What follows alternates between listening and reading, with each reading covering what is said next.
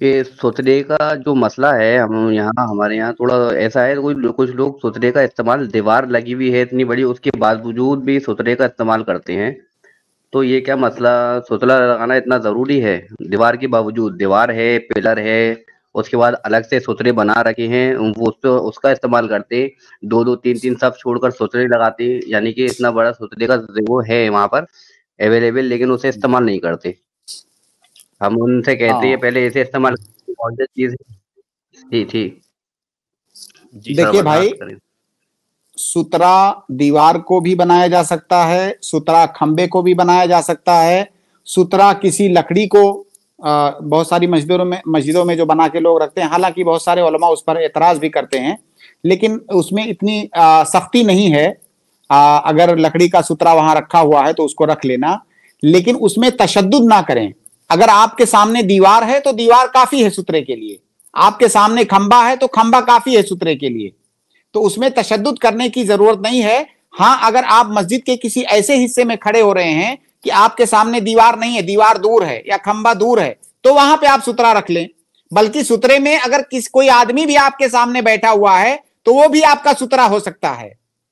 تو سترا رکھنا یہ سنت مؤکدہ ہے راجح قول کے مطابق، جو کہ دیوار کو بھی بنایا جا سکتا ہے، کھمبے کو، کسی لکڑی کو، کسی انسان کو سترا بنایا جا سکتا ہے. شیخ واجب ہے سترا لگنا؟ سنت مؤکدہ ہے،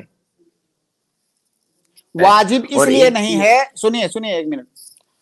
اللہ کے نبی صلی اللہ علیہ وسلم سے حجۃ الوداع میں مینا کے اندر نماز پڑھنا ثابت ہے بغیر سترے کے، جیسا کہ عبداللہ ابن عباس رضی اللہ تعالیٰ عنہما کی روایت ہے.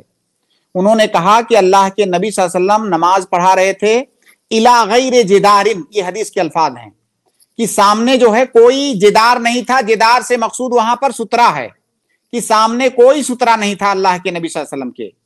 تو یہ صحیح روایت ہے. تو اس روایت کی روشنی میں یہ بات ثابت ہوتی ہے کہ سترا رکھنا یہ واجب نہیں ہے، یہ سنت مؤکدہ ہے.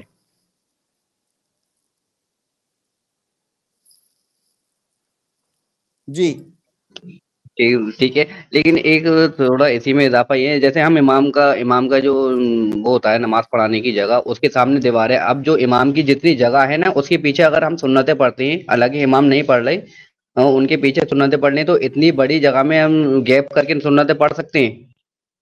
ہاں پڑھ سکتے آپ ہیں، سمجھ بالکل پڑھ سکتے ہیں. ہے جب کہ بھائی امام کے پیچھے. جی جی ہم نے جب سترے کو سنت مؤکدہ مانا تو اس کا مطلب یہ ہوا کہ بغیر سترے کے آپ کی نماز صحیح ہے، آپ پڑھ سکتے ہو.